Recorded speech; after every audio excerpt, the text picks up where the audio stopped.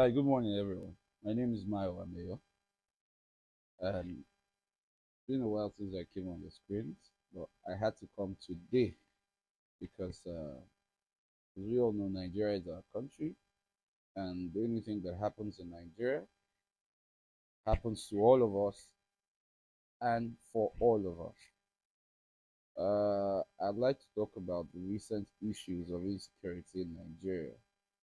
As we all know it's not a hidden fact that there's been a lot of high level insecurity in as much as we appreciate the efforts of the federal government, we appreciate the efforts of service chiefs.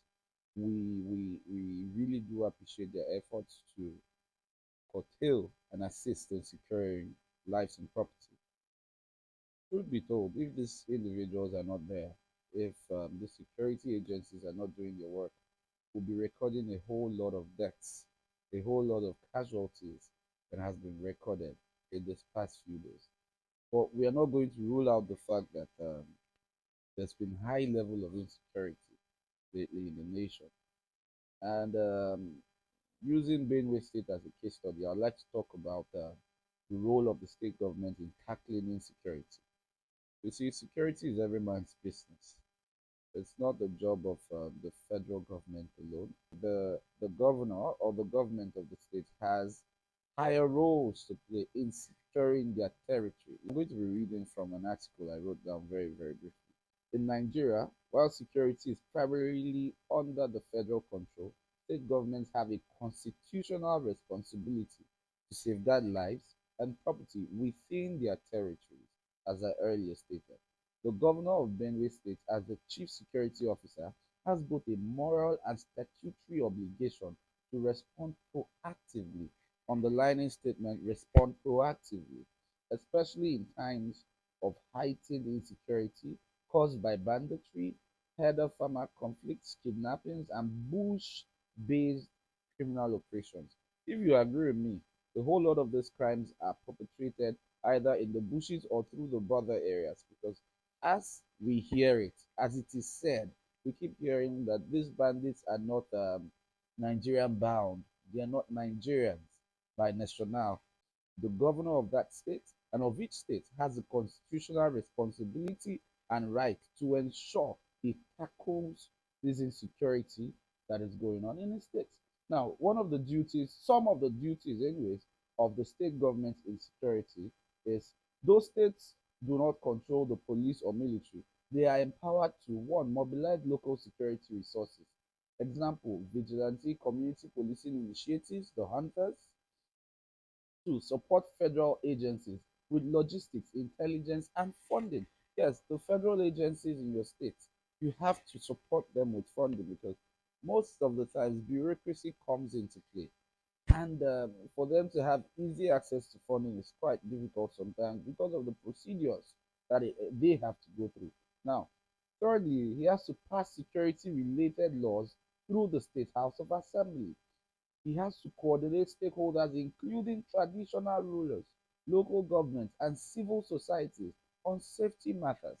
If you watch, the tactics of these so-called herdsmen, so-called bandits, has been to attack the rural areas, the rural communities in states that seem to be vulnerable to security. The governor or the government has to, one, establish a local security command structure. Why emphasis on local security command structure? Because these people are directly under his purview. They are directly controlled by the state.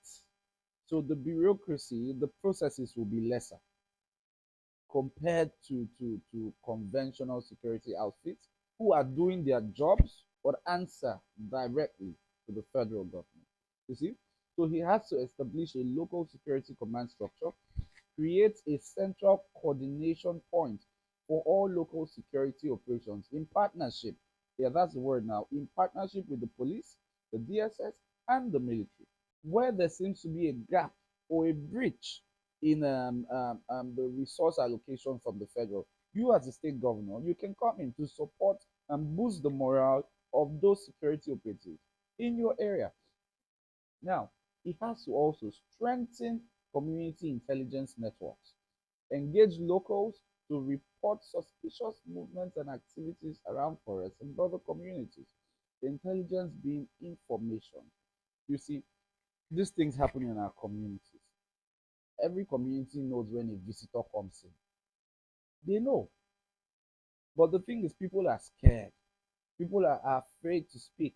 People are scared thinking when they speak that their identities will be given up and then they'll be attacked or their family and friends will be attacked. No, it's not supposed to be that way. I think the policing system which is being practiced these days, the security system which is being practiced, if you feel uncomfortable walking to a counter, over the counter at any police station to drop your information to just any rank and file or officer you see there, walk straight. You have the right to meet the DPO. If you're not confident in the DPO, you have the right to walk directly to the Commissioner of Police's office and let them know you have an information integral for the security of the environment. You have that right. The Commissioner of Police is a public servant. His office is open 247 for any information to come in. Now, local steps to tackle bandits and criminal elements in the bush. The governor should deploy trained forest surveillance teams, use well trained locals and hunters. See, let's not argue it. The hunters are well versed in knowledge of the bush terrain. So the governor of Benue State should use well trained locals and hunters to patrol and monitor forest routes and hideouts. The essential idea now is to make these bushes uncomfortable for these miscreants to stay. They stay in the bushes. The bushes need to be made uncomfortable for them because they have found abode in our bushes. Now we have to make it uncomfortable. So he has to set up rural security posts and checkpoints.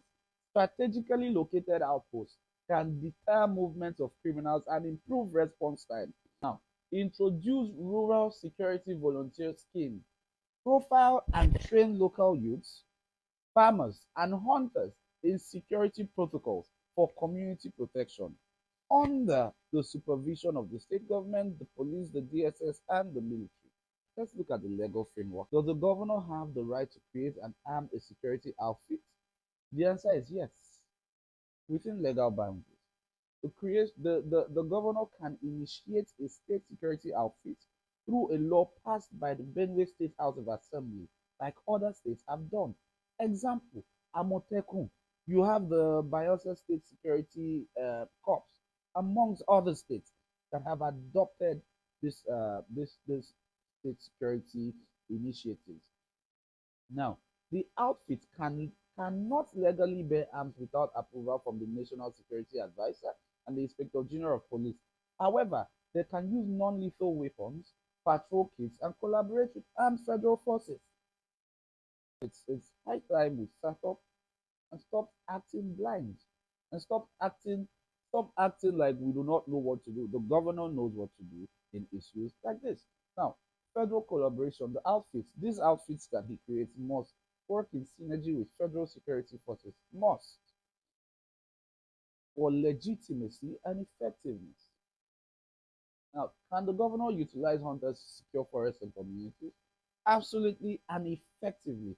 In fact, the hunters understand the terrain. They are skilled in bush tracking and navigating difficult terrains where criminals hide. Legalization and regularization, or regulation, so to say. The governor can formally recognize and regulate hunters under a state law, training and integrating these hunters into modern security techniques and integrate them into joint operations with the police and the military. Now, possible solutions to these issues within the law. Are there solutions? If there are, what are the solutions? One, enact state security outfit law backed by legislation. Two, set up a security trust fund to finance local operations. Three, train and equip hunters and vigilantes. Four, apply for federal clearance to procure arms for the state security outfit.